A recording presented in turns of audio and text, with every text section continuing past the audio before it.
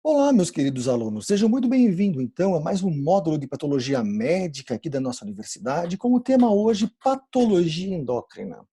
Nesse módulo, focaremos talvez numa das glândulas mais importantes do ser humano, que é a glândula tireoide.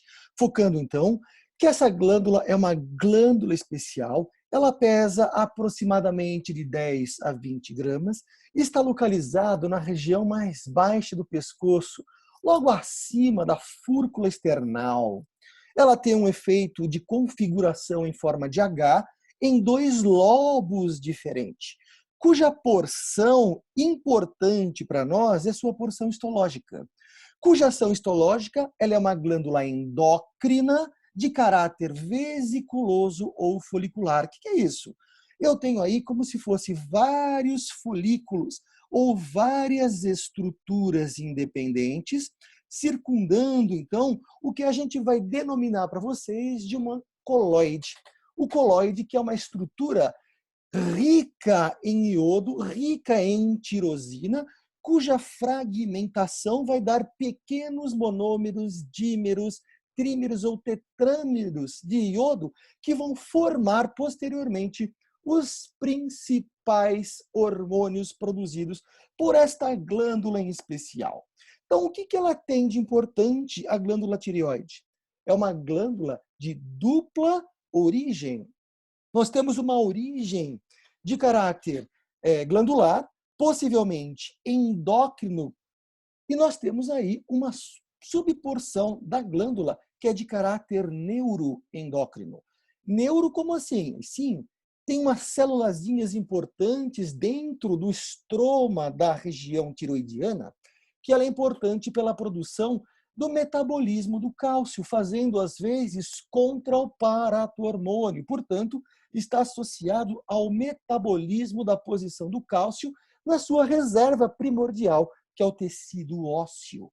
Portanto, a glândula tireoide ela tem duas compartimentabilidades. Uma, o principal, que faz parte de 90, 95% da estrutura glandular característico da glândula tireoide, que é o quê? Que são células chamadas de células foliculares. O que são essas células foliculares? São essas pequenas células aqui, epiteliais, esse epitélio que pode modificar à medida em que eu tenho menor condição de produção de T3 e T4, dependendo do estímulo estimulante que advém do eixo hipotálamo-hipófise, como que a gente vai dizer daqui a pouco. Portanto, é um epitélio simples que pode ser pavimentoso, enquanto aquela porção da glândula está hipotiroideia. Nós temos aí um epitélio cúbico, enquanto nós temos aí uma glândula de caráter eutiroideia.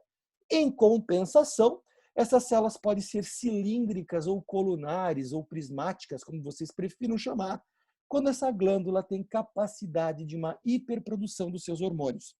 Independente desta configuração, do seu ponto de vista usual, este epitélio é simples, chamado então de células foliculares, em suma, da sua nomenclatura mais usual, e que formam esses pequenos folículos. O que são os folículos?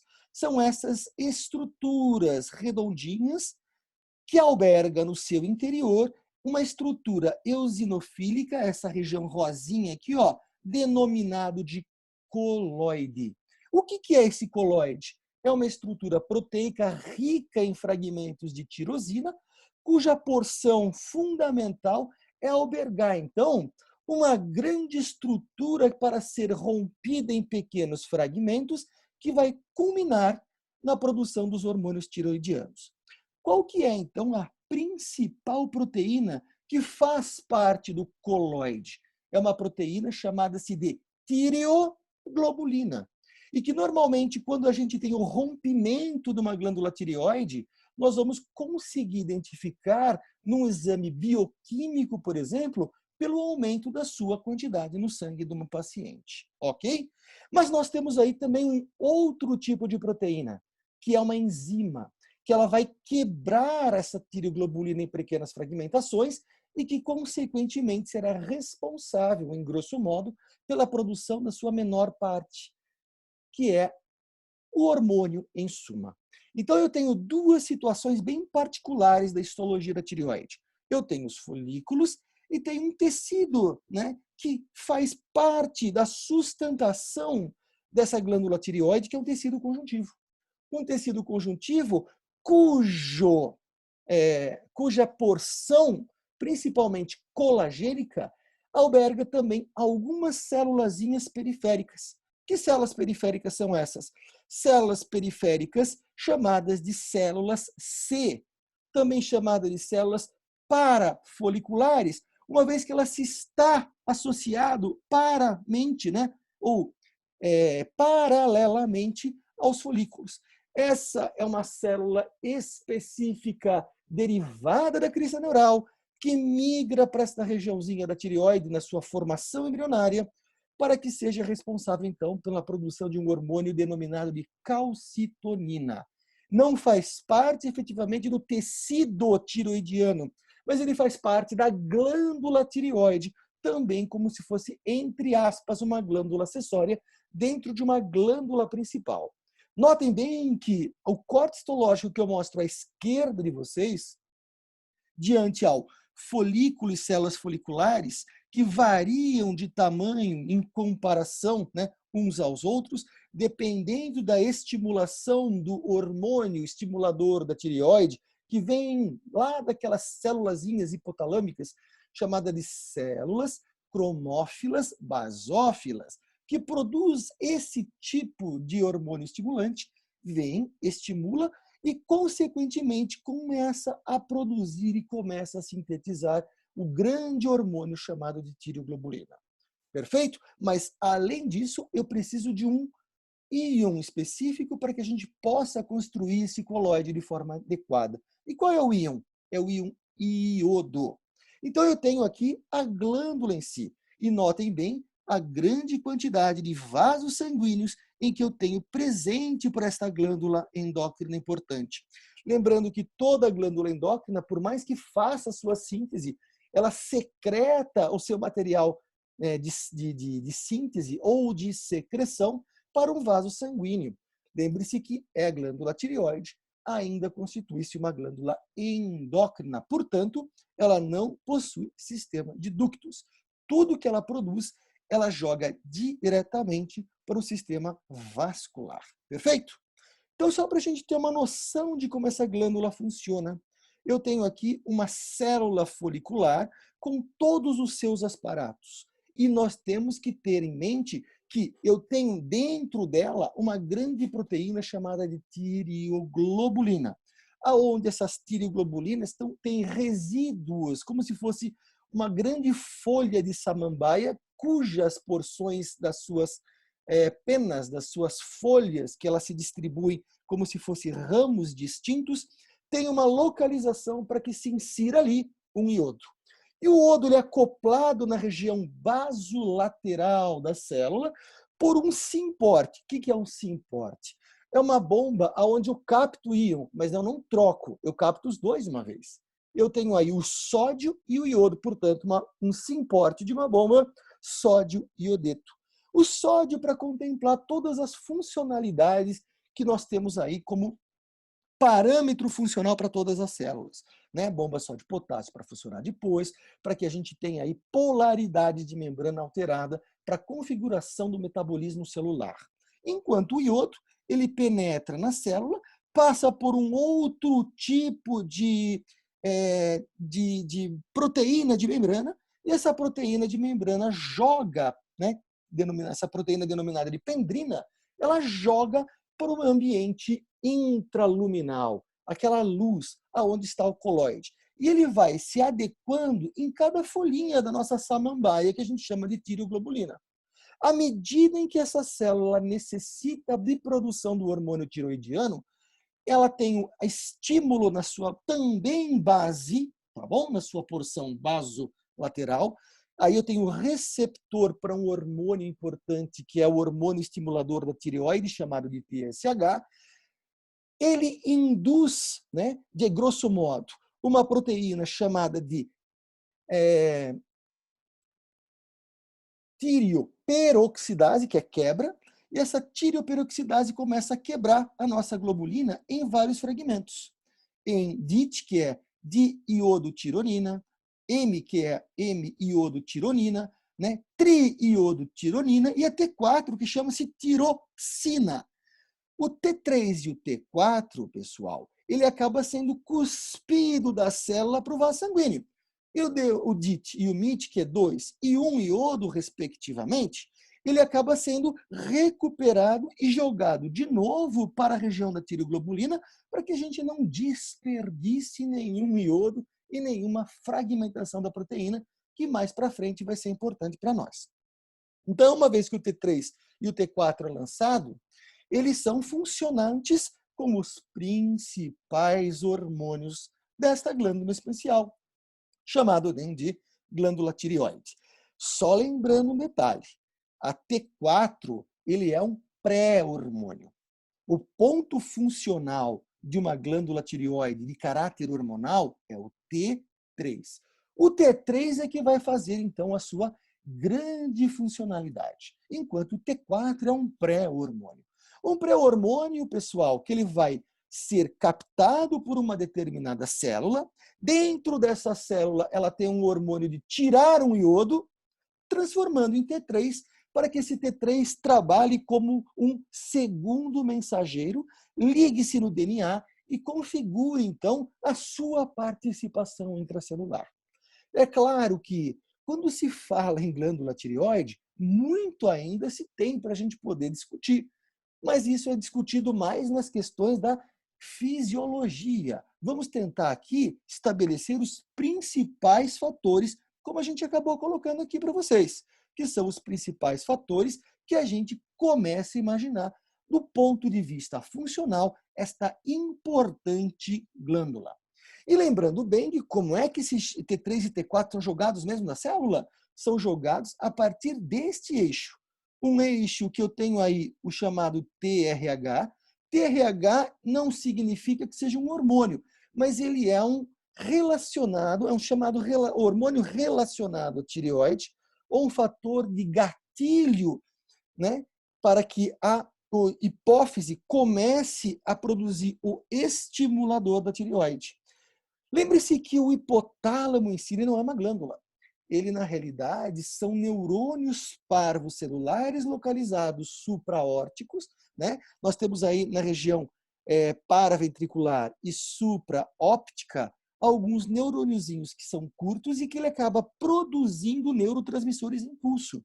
Eles são chamados os RHs. O que são os RHs? Os hormônios que vão engatilhar a hipófise a sua função de produção de hormônio. Lembre-se que a hipófise não produz apenas o TSH para induzir a tireoide, mas funcionam também da produção do ACTH, que vai fazer com que a adrenal ou suprarrenal funcione, principalmente na sua região fasciculada para produzir cortisol para o ser humano. Lembre-se também que eu tenho o FSH, o LH, que trabalham nas gônadas masculinas e femininas, conforme a necessidade que você tem da produção do hormônio masculino e feminino. Nós temos aí também o GH, o hormônio do crescimento. Tá bem? E nós temos aí, portanto, um outro hormônio que não é produzido de forma, digamos assim, tão intensa, que chama-se prolactina. Só que a prolactina ela é inibida também por um neurotransmissor chamado-se de dopamina. Portanto, vocês não estão lactando, né, a veras e ao esmero do dia a dia para vocês, a não ser que uma determinada menina esteja em lactação pós-puerperal. Caso contrário, se não estiver na lactação pós-puerperal e continue lactando, pessoal, alguma coisa está estranha, mas isso é tema para os próximos capítulos. Perfeito? O que a gente tem que ter em mente aqui? Que uma vez com aqueles neurônios parvos celulares do núcleo supraóptico ou periventriculares começam a produzir o TRH, ele vai entrar pelo sistema porta hipofisário jogado no sangue para que chegue-se até essa regiãozinha chamada-se de hipófise. A hipófise, sim, produz um hormônio, chamado de hormônio estimulante da tireoide.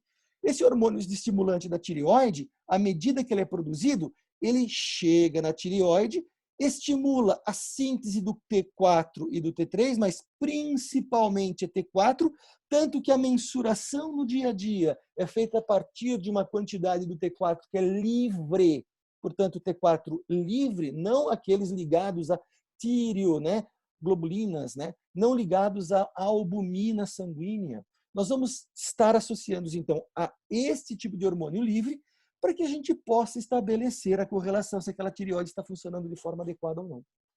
A partir do momento em que o T4 e o T3 são produzidos, lembrar que esses hormônios, eles são bons, eles funcionam a partir de uma dose ótima. Se eu ultrapassar aquela dose, ele acaba provocando uma toxicidade. E caso seja menor que a nossa dose importante, nós vamos chamar isso de hipofuncionalidade ou hipotiroidismo. Então, quando o T4 e o T3 são produzidos, ele olha para a glândula e fala assim, já estou numa quantidade, beleza, aqui para funcionar. Então, vamos inibir, vamos sossegar o facho aí, tanto a tireoide, tanto o hipotálamo quanto a nossa hipófise, porque se vocês começarem a produzir demais, aqui nós não vamos dar conta e nós vamos acabar complicando a vida desse paciente. Então, ele faz um efeito negativo para a produção do TSH e para a produção também do TRH. Continuadamente, o que nós vamos ter de importante? Nós vamos ter esse eixo de ligação chamado de retroalimentação ou feedback negativo. Lembre-se que a parte positiva é TRH sendo produzido, vai produzir o TSH na hipófise, o TSH vai agir na tireoide para que ele possa produzir o T3 e T4. Então, o que é importante a gente estimular?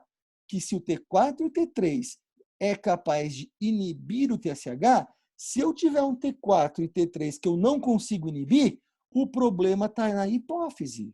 Por que está na hipófise? Porque ele não está respondendo e eu continuo produzindo o TSH em grande quantidade. Ou no hipotálamo, tá certo? Ou no hipotálamo, produzindo o fator de transcrição para produzir mais TSH, e esse TSH tem sua função dentro da tireoide.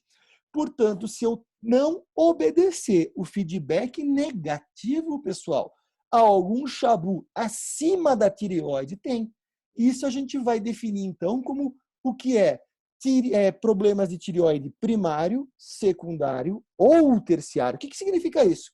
Se eu tenho um problema primário, eu tenho exatamente na glândula. Se eu tenho T3 e T4 hiperfuncionante, significa que eu posso ter bastante estímulo do TSH e ele acaba funcionando demais. Tá, mas ele não seria capaz de fazer o feedback negativo? Sim, se eu produzo demais e faz um feedback negativo, o problema está aqui. Mas se eu tiver um T3 e T4 bem funcionante e o TSH também muito alto, opa, significa que eu não fiz o feedback negativo, isso aqui também está hiperfuncionante. O problema está aqui ou está aqui, que a gente chama de hipertiroidismo secundário ou terciário. Então, essa medida de quanto você trabalha e quanto você inibe, ele é o raciocínio clínico, para que a gente possa dizer se o problema é primário. O que é o problema primário? Se eu tiver falta de T3 e T4, eu tenho que ter aumento do TSH. Por quê? Porque ele não está fazendo o efeito de inibição. Eu continuo produzindo e, de repente, eu bloqueio aqui. O bloqueio para não produzir está aqui. Ok? Mas se eu tiver muito e não bloquear, se eu tiver muito e não bloquear, o efeito está aqui em cima, que continua produzindo. É um jogo de palavras, é um jogo de intermeios ali que vocês precisam se acostumar com isso. E só vão começar a se acostumar com isso fazendo um exercício de raciocínio. Tá bem? É importante dizer que é o seguinte, eu falei para vocês que o T4 é um pré-hormônio. É um pré-hormônio que vai ser transformado em T3 a partir do momento que entra na célula e tem uma enzima chamada-se de desionidase, que vai remover um hormônio. Desculpa, remover um iodo provocando, então, a produção do hormônio propriamente dito. E dependendo da onde esse iodo ele é tirado, eu posso ter um efeito positivo ou fazer com que aquela máquina T3 hormonal não funcione. Como assim? Então, eu tenho enzimas específicas, por exemplo, para tirar uma molécula do T3. Vamos voltar para a tiroxina primeiro. 1, 2, 3 e 4 hormônio, ligado a um radical carbônico, cujo um dos anéis benzênicos é ligado a uma hidroxila. Isso é o T4. Sempre na porção, olha aí, do carbono 1 e do carbono 6, pensando que o iodo se liga ali. Ok, pessoal? Caso eu tenha tirando um hormônio, eu posso tirar olha aí, deste anel benzênico ou deste anel benzênico. Ah, mas se eu tirar aqui é igual? Sim, são isômeros. Lembre que eu posso contar 1, 2, 3, 4, 5, 6 ou 1, 2, 3, 4, 5, 6. Então, são isômeros. Então, eu posso tirar um daqui ou um daqui. Se eu tirar efetivamente desta região junto à hidroxila, o hormônio T3 ele tem um efeito positivo. E ele é chamado, então, de T3. Caso eu tire do hormônio do segundo anel, como mostra aqui, eu vou ter o chamado T3 reverso, pessoal. E esse T3 reverso, ele é afuncional. Lembrando que a enzima que polimeriza, e que degrada esse tipo de iodo, nós temos aí enzimas diferentes. Então, aqui tem um chamado D1, ou deionidase 1 e deionidase 2. Para que a gente possa produzir este tipo de situação de T3 reverso, eu tenho aí uma enzima chamada de deionidase do tipo 3. Mas parece brincadeira, mas aonde tem uma e onde tem a outra? Eu vou ter a enzima deionidase do tipo 3, aonde eu não posso encharcar determinada área com grande quantidade de hormônio para não deixar aquela regiãozinha entrar em toxicidade tireotóxica. Ah, mais uma coisa para a gente aprender, então. Quer dizer que crise tireotóxica é o nome que se dá aos sinais e sintomas de um efeito provocado pela grande quantidade do hormônio T3-T4. Perfeito. E isso eu quero que vocês guardem, que vai ser colocado o selo, vai cair na prova. T3, T4 são os hormônios que são de caráter positivo. E o excesso dele eleva, então, um processo chamado de crise tireotóxica, ou simplesmente tireotoxicose. Perfeito? Para evitar que tudo isso ocorra, existem alguns lugares que tem uma enzima que recebe o T4 humano, mas ele acaba degradando em algo que minimize seus efeitos. E esse local, pessoal, está localizado em algumas regiões específicas, entre elas na placenta, evitando, então, que eu tenha com que uma criança que está sendo gerada entre com todos os efeitos da tireotoxicose produzidas para a mãe.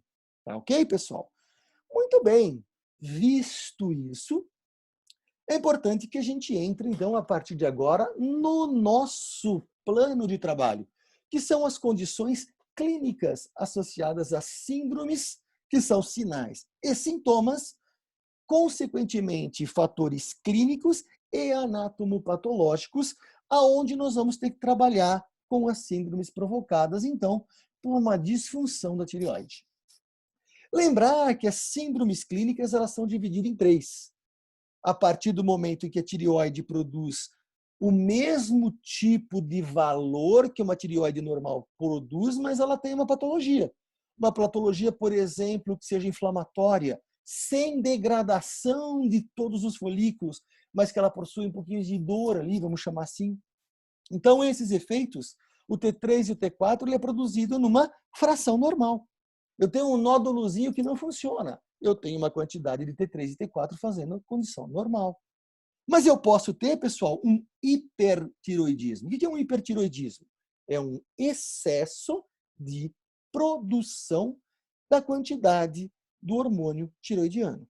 enquanto a sua vertente contrária, ou seja, a diminuição do hormônio tiroidiano, chamamos então de hipotiroidismo. É importante a gente saber mais ou menos o quanto cada um disso tudo é produzido, sim, e os valores de TSH, tão quanto os valores de T3 e principalmente o T4 livre, é bom que a gente tenha guardado em umas pastinhas aí na cabeça de vocês. Quanto que é o TSH? O TSH, pessoal, ele tem uma variância grande para ser aceito como padrão normal da sua quantificação.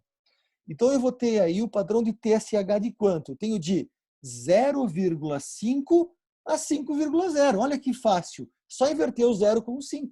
Então, eu tenho de meio até 5 miligramas por decilitro produzido pela hipófise. 0,5 a 5. 0,5 a 5. E de quantidade de T4 livre? Aí eu vou ter de 1 a 2 nanogramas por decilitro.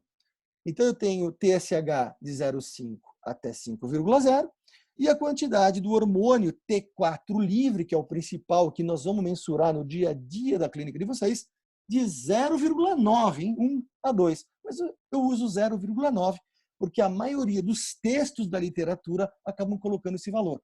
De 1 a 2, 0,9 a 2. Alguns laboratórios fazem algumas modificações pequenas ali, mas eu gosto de guardar de 0,5 a 5, de 1 a 2, que faz parte, então, de um sistema mais fácil que a gente possa guardar. A pergunta é, de tudo que a gente falou, como é que eu começo a rastrear quais são as síndromes clínicas?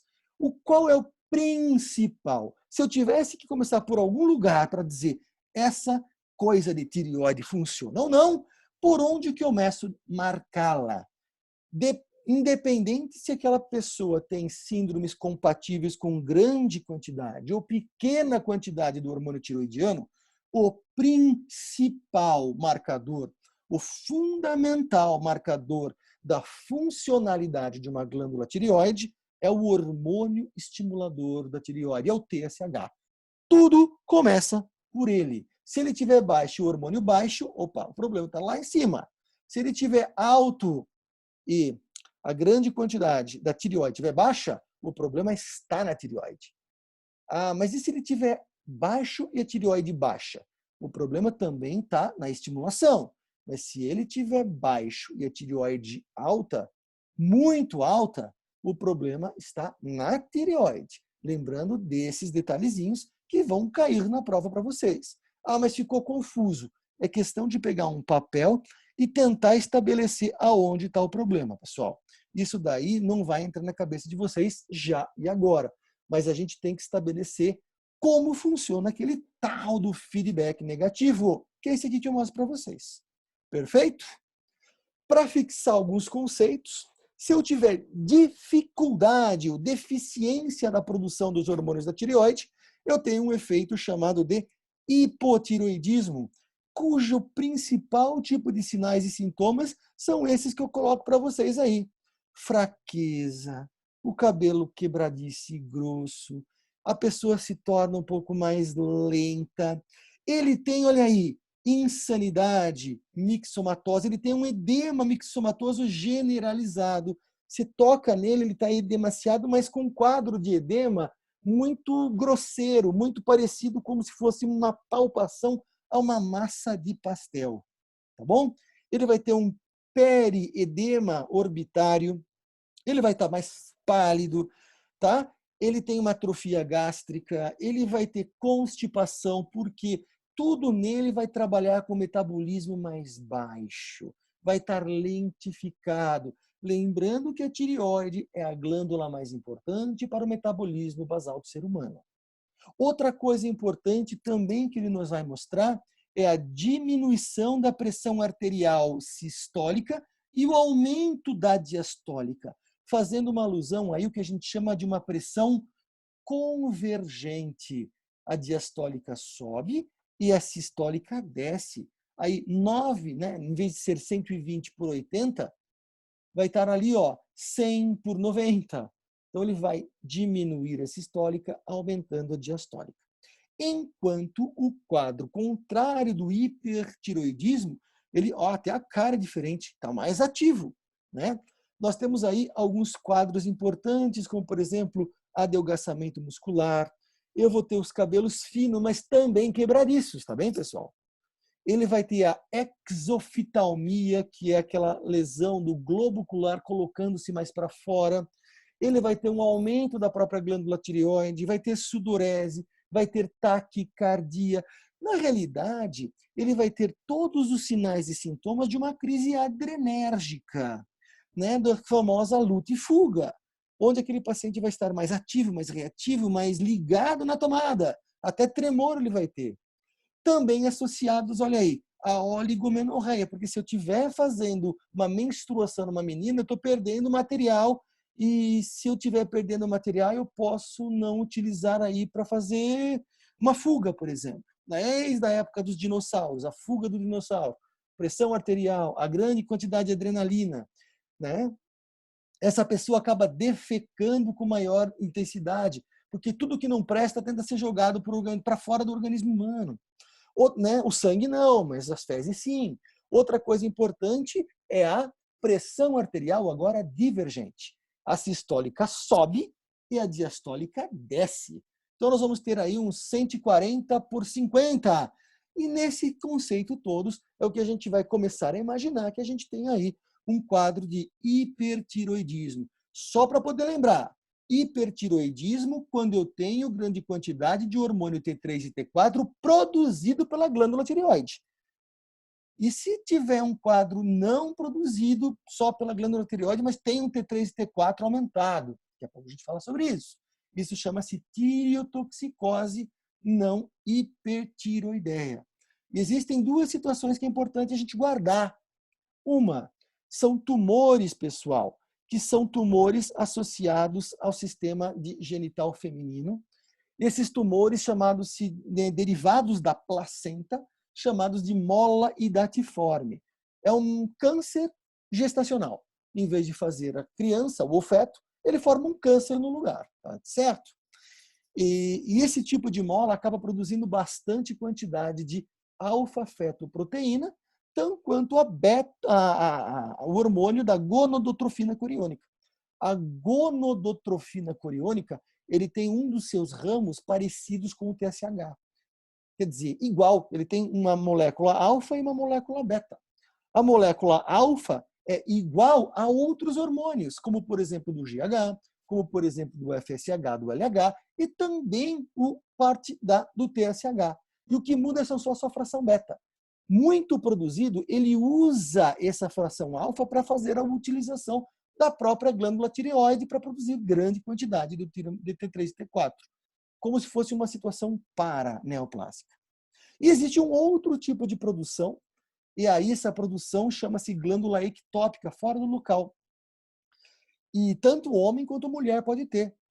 Existe uma porção de falha da formação do ser humano em que algumas partes eles se combinam e formam lugar errado. E a tireoide é um lugar desses. E pode se formar na região, por exemplo, ovariana. Então você vai ter um ovário, de repente, e você vai ter uma parte da glândula tireoide, com os folículos tireoidianos no ovário. É claro que ele não está obedecendo aquele feixe hipotálamo-hipófise, pessoal, mas ele tem a capacidade de receber aquele efeito, o ovário, pelo TSH, não só pelo LH e FSH, e produzir grande quantidade do hormônio tiroidiano. E aí eu vou ter um quadro que a gente tem que pensar que se a glândula está funcionando bem, mas eu tenho T3 e T4, eu tenho que pensar que essa glândula pode ser ectópica. E neste caso em especial do ovário, chama-se estruma ovário. Vocês vão aprender isso dentro das patologias ginecológicas. Perfeito?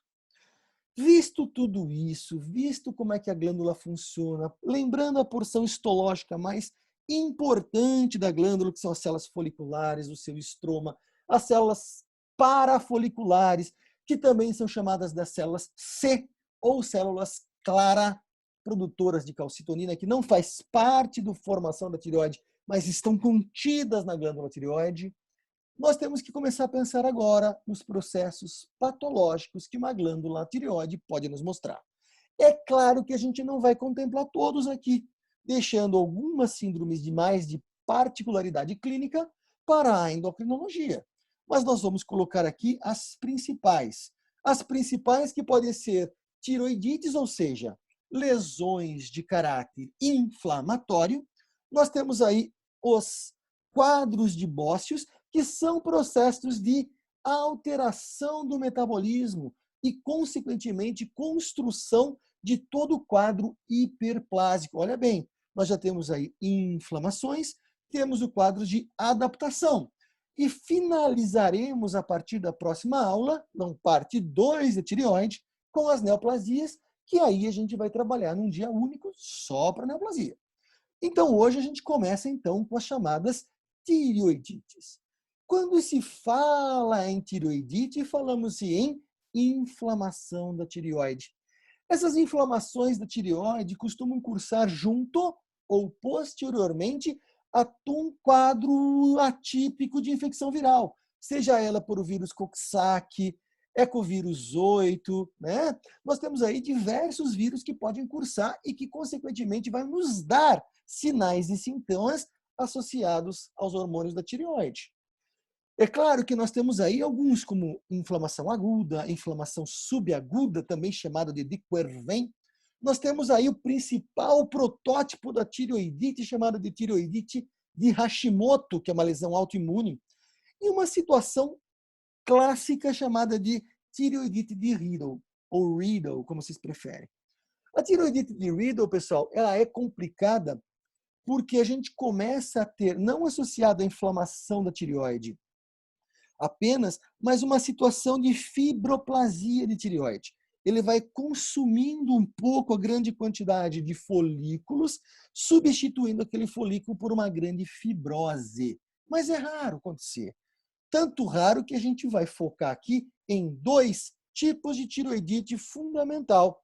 A tireoidite subaguda, também chamada de tireoidite de Quervain, e a nossa grande protótipo chamado de tireoidite de Hashimoto. O que nós precisamos saber da tireoidite de Quervain? Primeiro, que ela é uma doença transitória. Ela vem, ela vai, ela some. Acontece, pessoal, normalmente após uma infecção viral. Qual vírus? Não se sabe de fato qual. Não se sabe exatamente qual vírus faz. Acredita que seja o vírus, o ecovírus? Pode ser. Né? Os Coxsackies da vida, do tipo A ou do tipo B, aqueles mesmos vírus que dão aquelas doenças de crianças de mão, pé, boca e nádegas. Sim. Mas aqui eu vou ter o seguinte, eu tenho um quadro viral, né? Esses vírus podem ser das vias respiratórias superiores, um resfriado, vírus sincicial, qualquer um deles. E que, de repente, depois de 1 a 3 meses, eu começo com sintomas da tireoide. Que tipo de sintoma? Eu vou ter 3 sintomas que eu quero que vocês guardem. 3. E esses 3 eu vou pedir. Quais são os 3 sintomas? Qual que é o primeiro? Dor.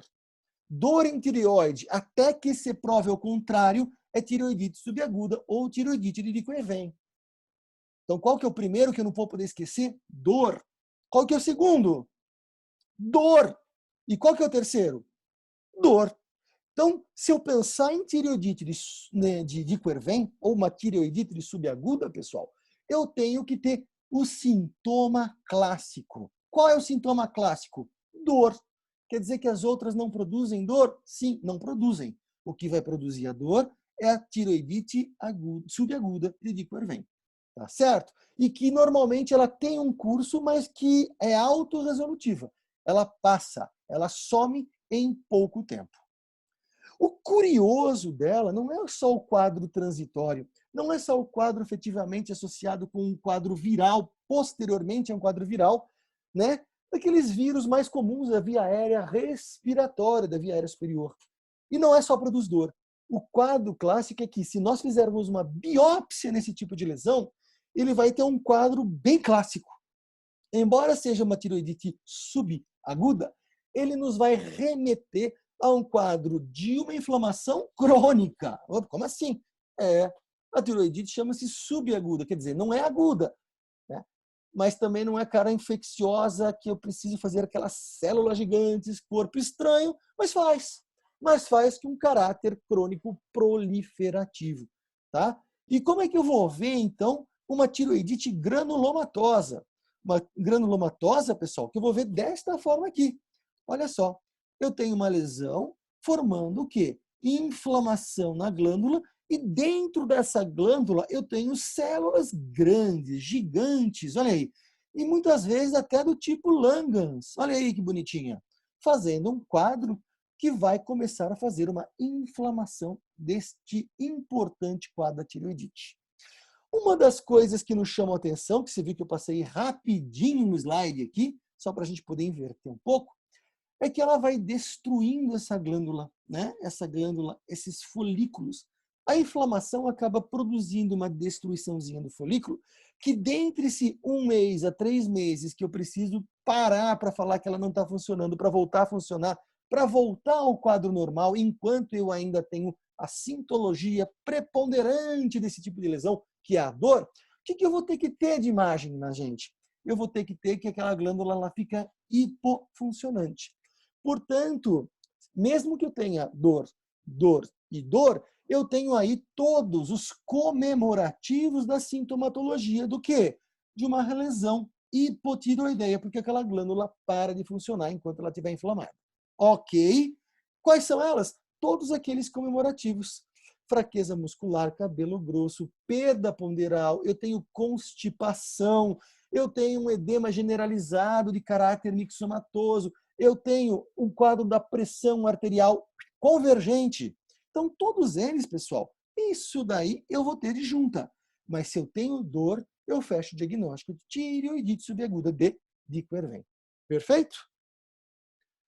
Como é que se trata? Não trata? Então, talvez a sintomatologia básica, que é a dor, você pode tratar com corticoide, pode tratar com AINES, que é um anti-inflamatório não esteroidal, mas para minimizar o quadro básico, a sintomatologia básica, que é dor. Quadro contrário, ele vai ser autolimitado e daqui a pouco volta a funcionar de forma adequada. Perfeito? Tireoidite de Hashimoto ou tireoidite autoimune.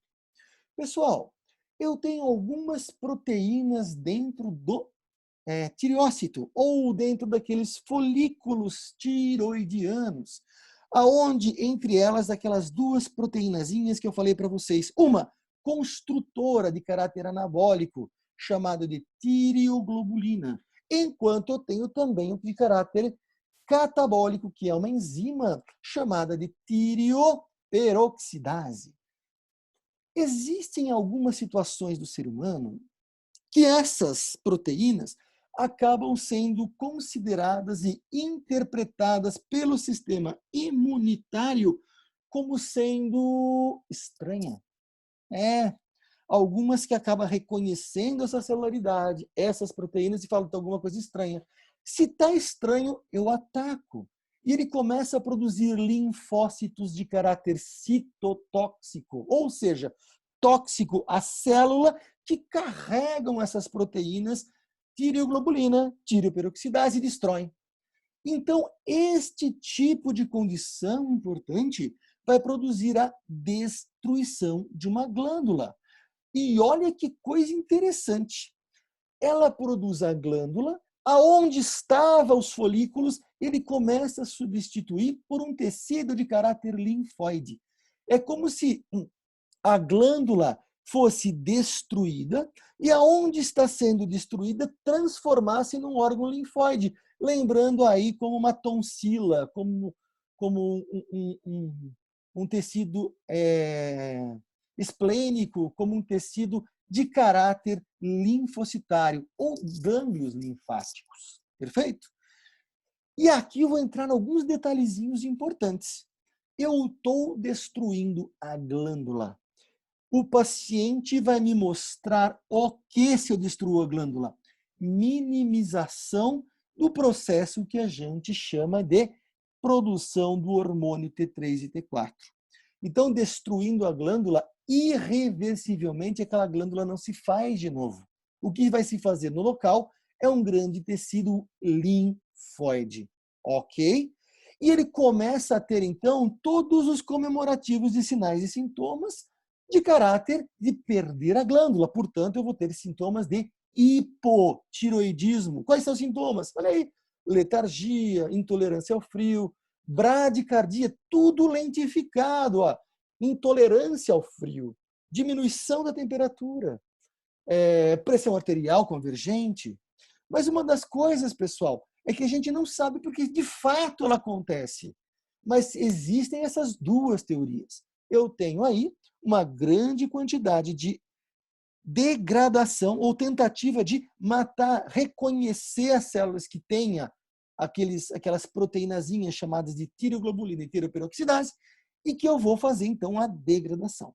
Se eu degrado essas células, adivinho para onde vai a tireoglobulina e a tireoperoxidase? Vão para o sangue. Então, um marcador de atividade inflamatória de caráter autoimune para a glândula tireoide é saber se esse tireoglobulina ou a tireoperoxidase está no sangue. Se ela estiver no sangue, significa que alguma coisa rompeu e ela acabou jogando. Então, esses são dois marcadores importantes para nós imaginarmos, não dá para bater martelo, imaginarmos que tem T3 e T4 no sangue é porque ele rompeu o folículo. Rompeu aqueles folículos e todo aquele coloide foi jogado para fora. Tá certo? Eu marco o T3 e o T4 que ficam no organismo humano por um bom período. Eu consigo marcar e consigo definir que aquela lesão é autoimune, sem fazer a biópsia. Porque se eu fizer a biópsia, com certeza eu vou ver todos os aspectos microscópicos particular de uma tireoidite de Hashimoto, que a gente vai decretar para vocês daqui a pouco. Mas notem bem, notem uma coisa antes da gente começar a ir para frente. Primeiro, eu tenho aqui o folículo que está sendo rompido pelo quê?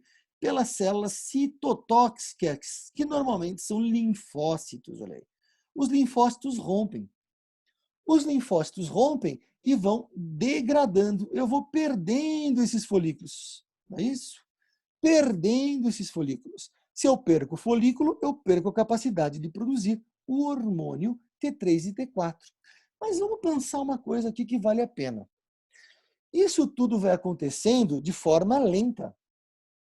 Então eu começo a romper um folículo aqui, outro folículo acolá, outro folículo acolá, de forma que ele vai substituindo por, olha aí, um órgão linfóide que tem até centro germinativo.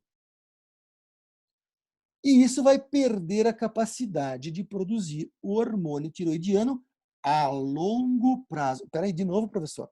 Nós vamos perder a capacidade de produzir o hormônio tiroidiano a longo prazo. A pergunta que eu faço agora, que a gente vai ter que raciocinar junto. Eu rompo agora, neste instante, este folículo e este aqui. O que tinha aqui dentro mesmo? Tinha coloide. E coloide é protótipo do quê, pessoal? É protótipo de hormônio tiroidiano.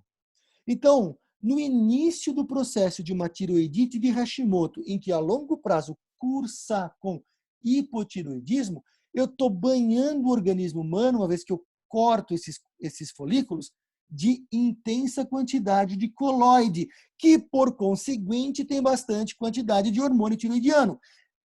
No início deste processo, uma pessoa com tiroidite de Hashimoto, embora essa doença curse e seja o protótipo do hipotiroidismo, pode apresentar, no início, um quadro de tireotoxicose e o aumento dos hormônios tiroidianos. Por quê? Porque rompeu o folículo.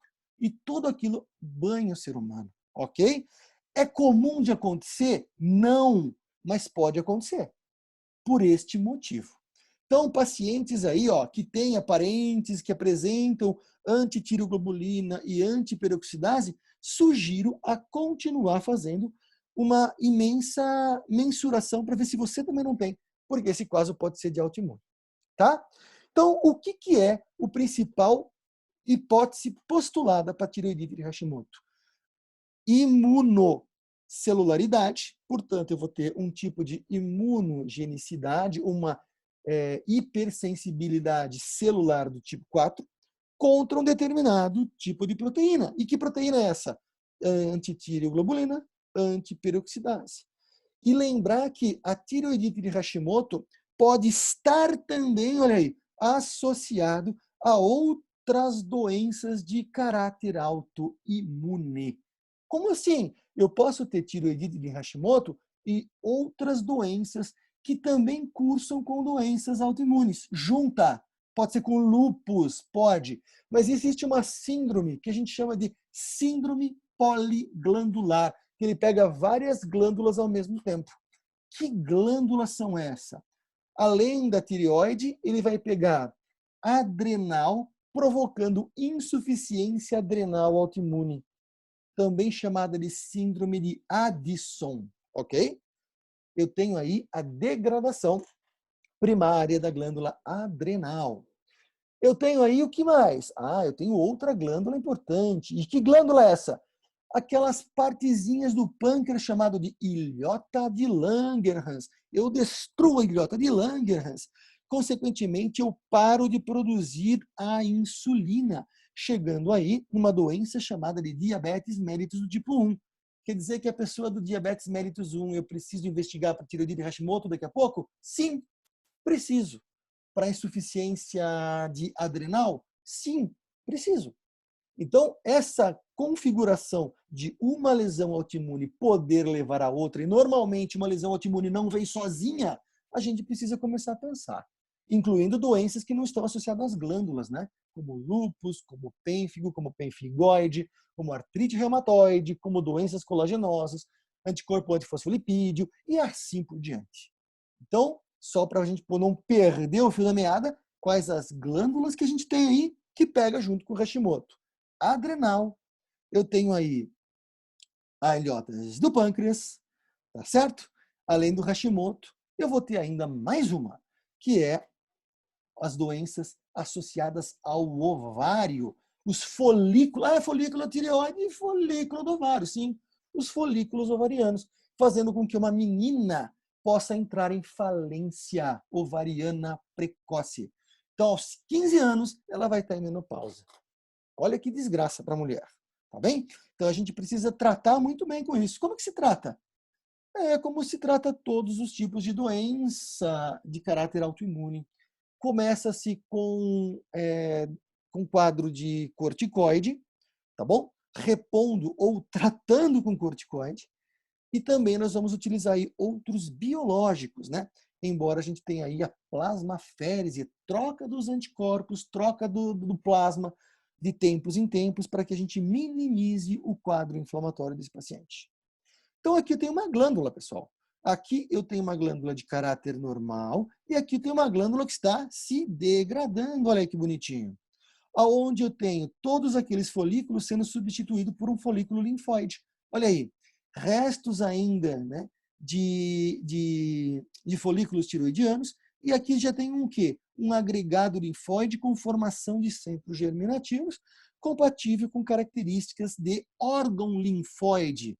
Pode ser baço, né, parênquima esplênico, embora cada um tenha suas particularidades, né? Isso não vamos entrar em acordo nisso agora, que isso é parte para a fisiologia, mas é importante que a gente lembre que todos os órgãos linfóides, sejam eles linfonodos ou órgãos propriamente ditos, incluindo o timo, ele vai ter essa configuração, tá bom? Mais uma vez, olha aí, olha o coloide como se perde, olha o coloide como foi embora, aquela área rosinha. Olha outro fato do que os folículos estão menores, extremamente hipoprodutivos, o coloide daqui sumiu, e olha aí, um agregado linfóide constituído por linfócitos citotóxicos, principalmente do tipo T, aonde constitui, então, essa doença inflamatória. E aqui, só para mostrar para vocês, a marcação, né, da antitireoglobulina. Antitireoglobulina, aonde eu tenho a exacerbação da proteína, eu uso um anticorpo contra essa biópsia feita fresco, da tireoide, uma punçãozinha da tireoide, seja ele por um core biopsy, por exemplo, onde eu tiro um fragmentozinho não citológico, mas histológico, e faço esse tipo de coloração, tentando identificar aonde está a exacerbação da proteína.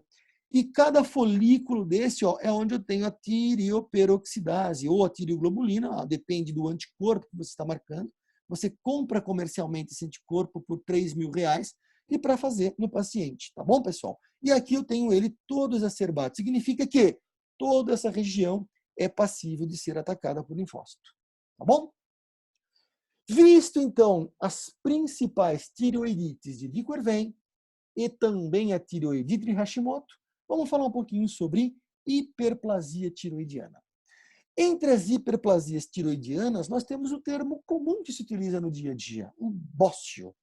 O que é o termo bócio em si? Bócio significa o seguinte: aumento do volume da tireoide. Ele é um termo genérico, pessoal. Ele não está apontando e falando assim, você tem bócio, você tem determinado tipo de doença. Não. Significa que eu tenho uma hiperplasia tiroidiana, um aumento da tireoide como um todo, às custas do aumento do número de células foliculares, às custas do aumento do quê? De todo daquela areazinha que faz o folículo tiroidiano. Lembrar que o bócio, ele não significa que eu tenho hipertiroidismo ou hipotiroidismo. Ele cursa com as 3 situações clínicas das doenças tiroidianas. Pode ser eutiroidel, ele pode estar funcionando normal, mas ele está aumentado. Ele pode ser hipotiroidismo, onde ele cresce, perde o receptor do TSH e não funciona. Mas ele pode também ter um receptor do TH e ter hiperfuncionante. Portanto, o bócio é um termo genérico para designar hiperplasia tiroidiana. É claro que depende da funcionalidade desse bócio, a gente classifica. Por exemplo, pode ser difuso, crescimento em todas as suas extensões. Esse crescimento, ele não está numa pontinha direita, pontinha esquerda, não faz um nódulo tiroidiano de um lado e o restante começa do outro. Ele é concomitantemente todos iguaizinhos. Aumentado, aumenta por igual. É um crescimento homogêneo. Ou pode ser ainda nodular. Ele aumenta uma parte, mas sem atuar na outra. E tudo isso depende muito de quais são os fatores etiológicos para ele. Um dos principais, pessoal, é o que a gente chama de bócio difuso, portanto, de crescimento homogêneo em toda a glândula tireoide, seja de um lobo ou do outro concomitantemente. O estímulo que acontece em um acontece no outro. E o principal protótipo dessa doença é chamado de bócio difusofuncionante. Portanto, ele vai cursar aqui sempre com hipertiroidismo. Sempre. Você falou bobagem, professor. Não é sempre não. É verdade. Não é sempre não. A maioria das vezes como bócio hiperfuncionante, mas daqui a pouco a gente explica o porquê. E quando eu tenho essa hiperfuncionalidade desse bócio, forma-se então uma doença de hipertiroidismo, portanto, de tireotoxicose, onde a pessoa vai ter todos os comemorativos de sinais e sintomas de um quadro de aumento importante dos hormônios tiroidianos. E essa doença é chamada particularmente de doença de Graves. O fato de ser uma doença chamada de doença de Graves, lembrar que ela não é tão grave. A gente consegue resolver o problema. E como é que se resolve? Abolindo a glândula, tirando a glândula, transformando aquele quadro hipertiroidel num quadro hipotiroidel. Por que você está falando isso? Porque é mais fácil você administrar um comprimidinho por dia de T4. T4? Como é que chamava T4? Tiroxina. Então vamos levar tiroxina para o paciente exogenamente. Então o remédio chama-se levotiroxina. Tá? E é fácil de você controlar. É muito mais fácil do que você minimizar os hormônios, fazendo com que regule o eixo hipotálamo hipófise de forma adequada. Dá para fazer? Dá. Mas ainda é um tiro no escuro e nem todo mundo consegue. Existem 2 medicamentos que se utilizam no dia a dia. Um chamado de propiltiuracil e o outro metimazol. Tá? O propiltiuracil é utilizado basicamente nos primeiros primórdios da gestação, tá bem? Por causa do efeito de conversão periférica do T3 e T4 e minimiza a quantidade do T4 e não é teratogênico. Em compensação, o M3 e o M4 é posterior, tá? É o metimazol. desculpe. O metimazol ele vai ser utilizado numa porção um pouco mais à frente. Ele causa menos efeito colateral, mas ele é mais fácil de administrar, porque é um comprimido por dia, enquanto o outro é de 12 em 12, 8 em 8. Às vezes o paciente esquece de tomar. Então, metimazol é mais fácil de você acabar fazendo o tratamento.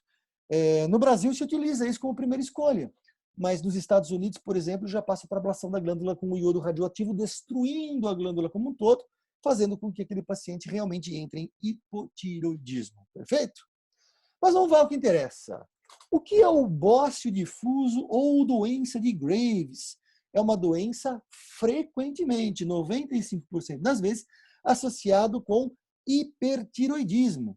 Acontece concomitantemente em mulheres jovens, ali entre a segunda década e a terceira década de vida, portanto, entre 10 e aos 19 anos de idade, aonde concomitantemente ocorre o efeito da menarca. Na realidade, a maturação do eixo hipotálamo-hipófise gônada, né, pessoal? Onde as gônadas vão acabar produzindo alguns hormônios importantes da mulher, entre eles o estrogênio. Para quem não sabe, o estrogênio é um grande potencializador do sistema imune. Mas espera aí, professor, o sistema imune no Hashimoto também cursa com essa idade. Mas existem, e não se sabe por quê, alguns fatores não celular, como acontece no Hashimoto, mas humoral. O que é humoral? Produção de anticorpo. E esses anticorpos, ele vai mimetizar, ele vai ser confundido com alguns hormônios de estimulação da tireoide. Como o que, por exemplo? Existem alguns anticorpos inflamatórios, tá? Que alguns anticorpos produzidos e extremamente engatilhados pelo estrogênio, que vai fazer com que as células inflamatórias produzam um determinado tipo de anticorpo. Que tipo de anticorpo? Que é muito parecido com o TSH e que vai funcionar diferentemente do TSH. Mas quando ele é ativado e quando ele é produzido, leva a um quadro de hipertireoidismo. Como que? Sintomas clássicos de tireotoxidose. Nervosismo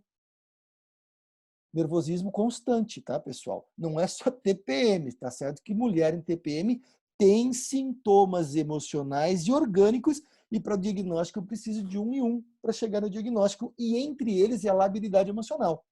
Mas a mulher fica irritada a todo tempo, 2 vezes por ano, cada vez que dura esses 2 vezes por ano, dura 6 meses. Portanto, todos os dias sendo irritada por causa do hormônio tiroidiano.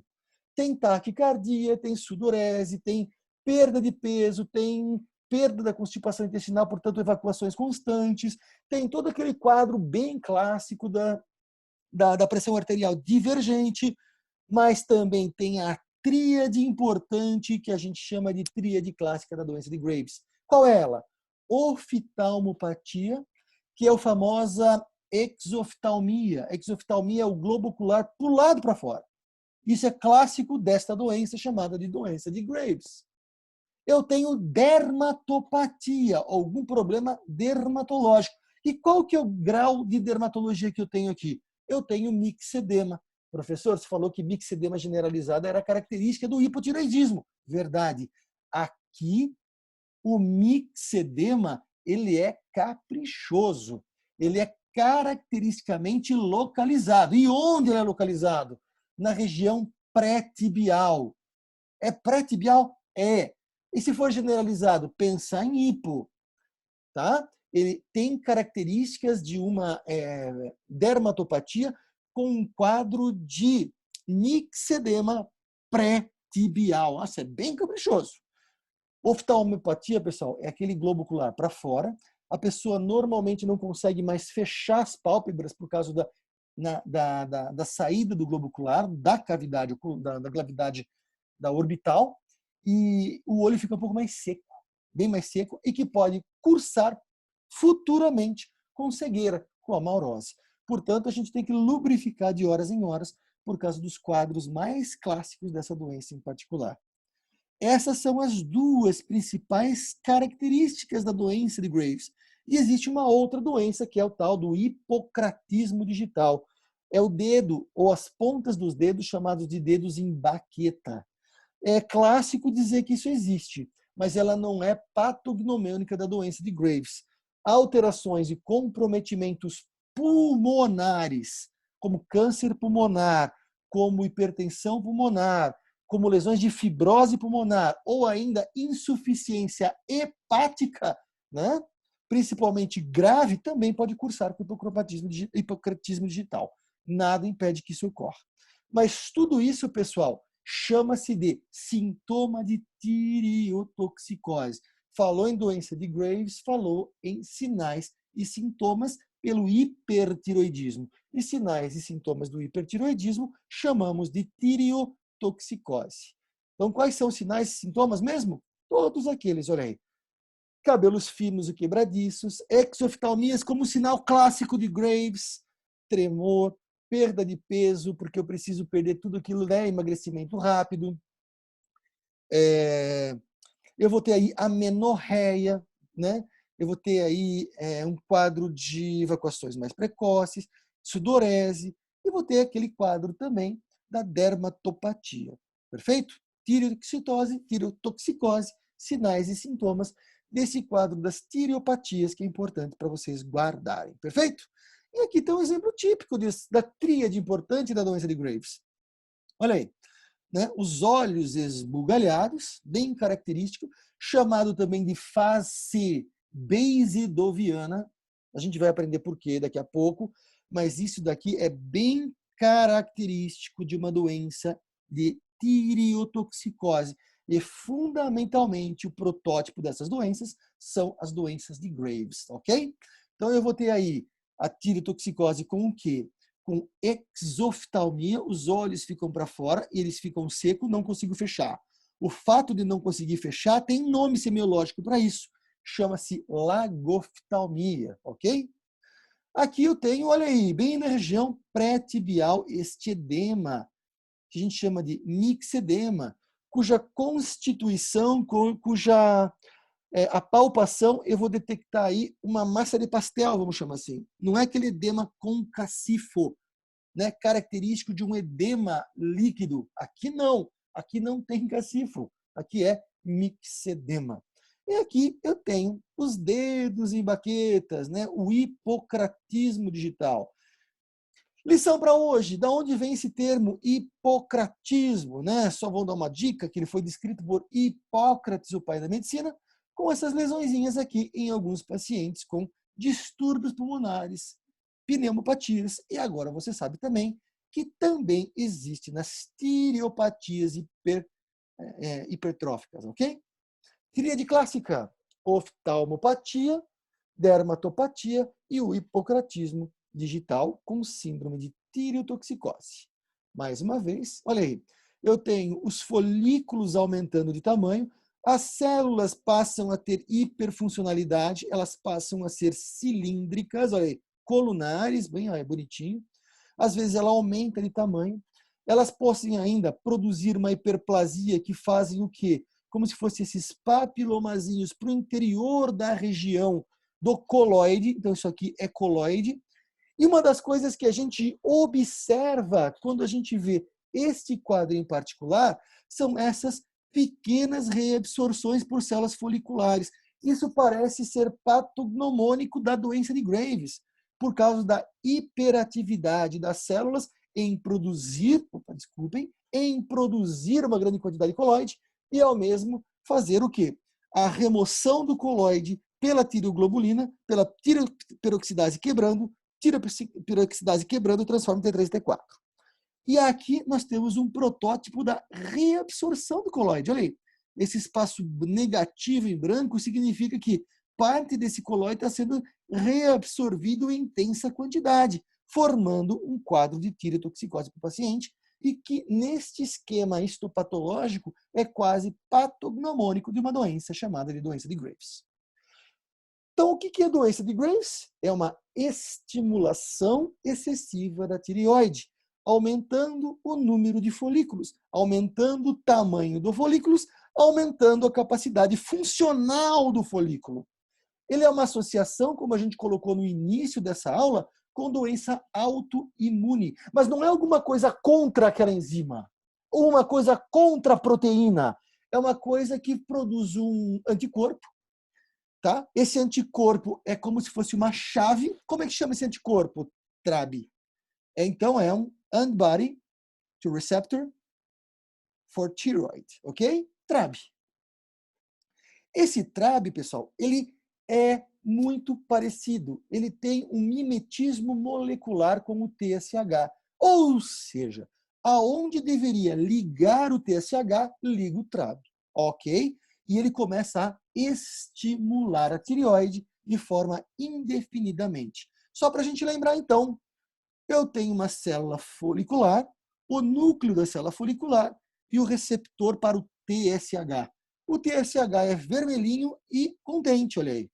Ligando-se no receptor para ele, olha aí, no receptor para o TSH vai olhar e falar assim, olha que legal, vamos produzir mais coloide, vamos produzir mais coloides, vamos quebrar esse coloide, vamos sintetizar e excretar mais o quê?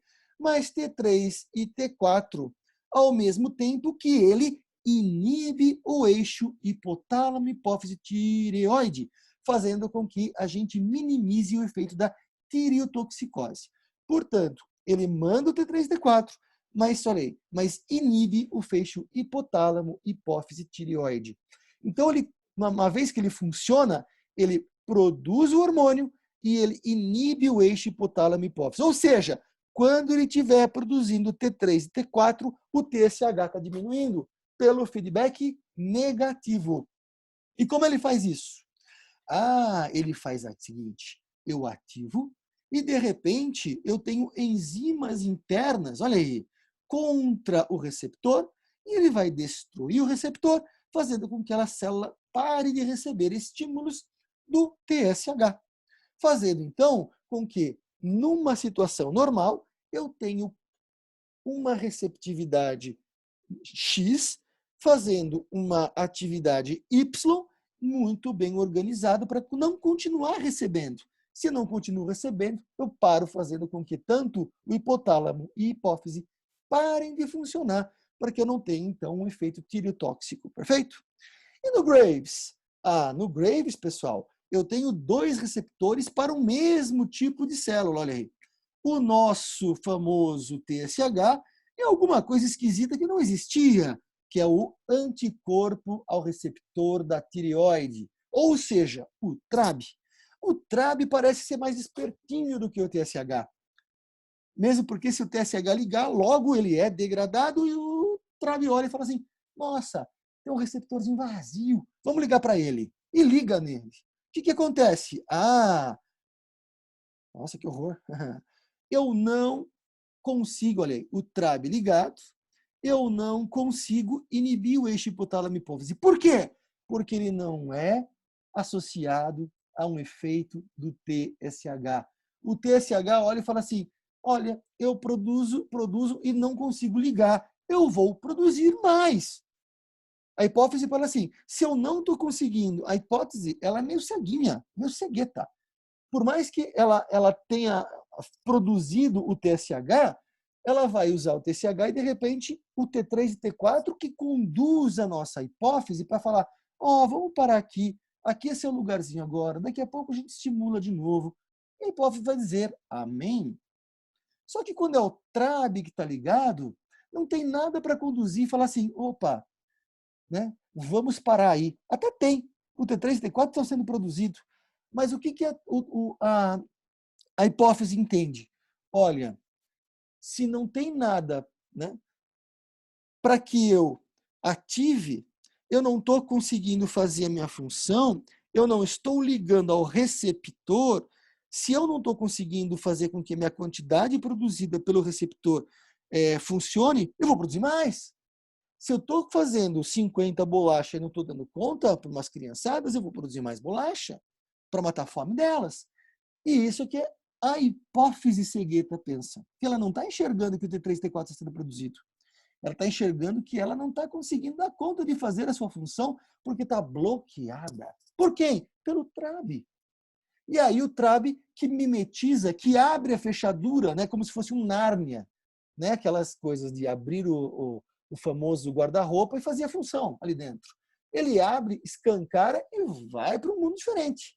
Esse mundo diferente é o mundo de hipertiroxicose, à medida em que o TSH não passa a responder ao feedback negativo. Por quê? Porque o TSH pensa que não está fazendo a sua função de forma adequada, precisa trabalhar mais.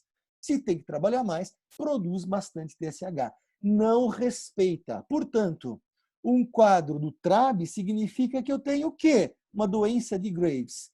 Eu tenho uma doença de T3 e T4 aumentada e uma grande quantidade do quê?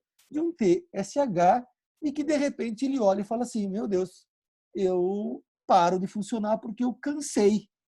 Cansei, parei de funcionar e aí deixa funcionando o T3 e T4 porque eu já não aguento mais trabalhar. Fadiga e depois ele entra num efeito do quê? De diminuição do TSH posteriormente. Início aumenta, depois diminui. Esta é a ideia. Ok? Então vamos lá, pessoal. TRAB mimetiza o TSH e lembra um quadro. A longo prazo, vai inibir o TSH, constituindo uma doença hiperfuncionante. Da onde? Da tireoide. E como é que a gente vai mudar isso? Como é que a gente vai mensurar isso? Doença de tireoide. Se eu tenho aumento do hormônio e diminuição do TSH, o problema está na tireoide. Se eu tenho a diminuição dos hormônios e aumento do TSH, o problema está na tireoide. Tá certo? Se eu tenho o aumento dos dois concomitantemente por longo prazo, o problema está onde? Não está na tireoide, está acima. Se eu tenho a diminuição dos dois, o problema está acima, ok?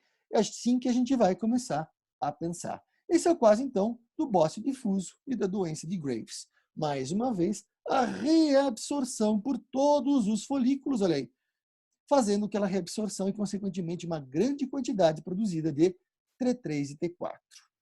Existe um outro bócio? Existe. Existe bócios que podem ser eutiroideu? Existe.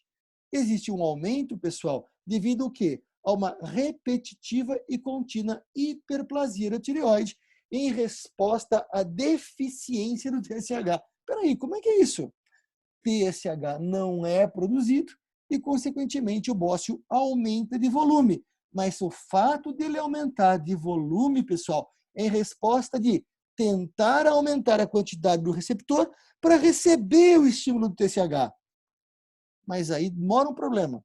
Ele aumenta, mas não funciona. Por quê? Porque eu não tenho aquelas células para estimular a síntese e a produção, por exemplo, da tireoglobulina. Eu vou ter uma resposta atípica à falta do TSH, consequentemente, eu vou ter o chamado hipotiroidismo secundário. Eu não vou conseguir também produzir os meus hormônios, tá bem? Isso é endêmico em alguns lugares, tá certo? Por defeitos enzimáticos, defeito do receptor, deficiência do iodo para produzir a tireoglobulina e, consequentemente, todo mono, tri, né? E tetraiodos tironinas, ou tiroxina, e tem algumas coisas que fazem alusão com que isso ocorra de forma crucial e exogenamente, né? Existe, por exemplo, alguns produtos que você usa e ele acaba produzindo esse tipo de inibição, ou melhor, inibição do TSH, aumentando os efeitos, então, daquele quadro fundamental que é o receptor das células foliculares, como couve de Bruxelas, o nabo em si, tá bom? Muito bem, pessoal. Antes da gente terminar, eu gostaria de colocar uma situação bem peculiar. Professor, você disse o seguinte, disse que em resposta ao efeito, né, do TSH, eu não vou ter o hormônio funcionante. Sim, eu não tenho, é como se ele pensasse que eu precisasse trabalhar mais para pegar o que tem de TSH para fazer funcionar e fazer produzir o hormônio tiroidiano. Beleza, isso eu entendi. Mas sempre que eu tiver, olha só, deficiência de iodo, eu vou ter um quadro de hipo ou hipertiroidismo. Normalmente, deficiência de iodo vai cursar com hipotiroidismo, porque eu não tenho a quantidade suficiente para produzir o hormônio tiroidiano em si. Isso é clássico. A questão é o inverso. E se eu tiver excesso de iodo? Como é que a tireoide pensa se eu tiver excesso de iodo? É aqui que mora uma situação que a gente não sabe como é que se controla. Mas existem dois efeitos cruciais. Um deles é importante e muito fácil de entender. E qual o efeito que é? É o excesso de iodo causando um efeito chamado-se de Jod-Basedow ou Basedow. O que é isso? Pessoal, em baixa quantidade de iodo, alguns pacientes fazem nódulos tiroidianos. Como é? Em baixa quantidade de iodo, eu faço um nódulo tiroidiano e começo a desenvolver como se fosse um produto nodular autônomo. É um hipertiroidismo autônomo. E vou dizer mais, em grandes quantidades de iodo também. Então, quando eu tenho grandes quantidades de iodo, ele pode utilizar todo esse iodo e produzir grande quantidade de hormônio tiroidiano. Então, olha só, e vamos guardar esse efeito que é mais fácil da gente lembrar e é mais fácil da gente entender. O excesso de iodo produz o excesso de tiroglobulina, que vai produzir, então, o quê? Uma grande quantidade de hormônio T3 e T4. Quando que isso vai ocorrer? Quando eu tiver um efeito chamado-se de Jose-Basedow. Em regiões de baixa quantidade de iodo, isso pode acontecer? Pode, tá? Pode. De ele constituir um nódulo autônomo produtor de T3 e T4. E quando a gente for estudar neoplasias tiroidianas, eu vou dar um exemplo típico disso. Portanto, agora, neste momento, não precisa se preocupar com este detalhe que vai ser trabalhado na próxima aula, ok? E o que eu quero que vocês guardem? O excesso proporcionando um excesso. Um excesso proporcionando hiperatividade das células chamadas de células foliculares. Mas também tem o contrário. Eu posso ter um excesso, por exemplo, de iodo, só que a célula tiroidiana faz o seguinte, esquece o texto. Olha, eu estou recebendo muito iodo aqui. Se eu for trabalhar conforme meu iodo está entrando, nós vamos comprometer esse paciente com crise de tirotoxicose. E se eu desligar? Se você desligar, pessoal, ele, por mais que tenha iodo circulante, ele vai fazer com que essa grande quantidade de iodo não seja utilizado para produzir o hipertiroidismo. Mas, em compatência, ele entra em hipotiroidismo. É o excesso de iodo proporcionando um quadro de hipotiroidismo, fazendo um desligamento das células foliculares. Eu preciso guardar qual é um, qual é outro? É fácil. Olha só como é que o Wolff-Chaikoff termina. Olha aí, off, desliga. Desliga quem? Desliga a tireoide, ok? Esses são dois efeitos. Mas por que e como ocorre? Isso eu não vou te dizer. Por quê? Porque não sabe-se exatamente como é que esses efeitos podem produzir um ou outro tipo de condição. Mas os dois podem ocorrer, tá bom? Os dois são passíveis de ocorrer. E isso é importante que vocês saibam, que nem sempre regiões ricas de iodo vai ter hipertiroidismo, pode ter hipo, efeitamente pelo efeito Wolff-Chaikoff, ok? Off de desligar células foliculares, fazendo com que ela não funcione, levando a um quadro de hipotiroidismo. Olha o que é um bócio, então. Um bócio nada mais é do que uma hiperplasia tiroidiana. Olha aí, um quadro grave de bócio, consequentemente produzindo sinais e sintomas bem particulares ali, incluindo rouquidão, né, pessoal? Quando ele comprime o nervo laringeu recorrente, levando até um pouco mais de asfixia, né? Porque passam aí trato respiratório, passa trato digestório, pode ser responsável também por um quadro de disfagia, que é aquela dificuldade de você engolir pelo quê? Pelo montante da quantidade de tecido que você tem na região aqui da fúrcula external. E olha o que é um bócio. O bócio é um aumento, o quê? O folículo tiroidiano. Hiperplasia aumenta o número de células, esses folículos aumentam concomitantemente, produzindo um efeito chamado de bócio nodular. O que vai cair na prova? O que vai cair não, o que vai chover na prova. Tireoidite de Hashimoto, certo? E também um bócio chamado de difuso, multilobular. Difuso que faz parte daquela doencinha clássica chamada de doença de Graves. E aqui, pessoal, finalizamos a primeira parte com o que é mais interessante e mais importante do ponto de vista patológico para a glândula tireoide, no que diz ou do que tange as tireoidites e os bócios. Próxima aula, iniciaremos então o efeito das tireoides, mas focando na neoplasia, que talvez seja o ponto mais importante para nós. Tá bom, pessoal? Encontro vocês na próxima aula. Boa semana a todos e até breve!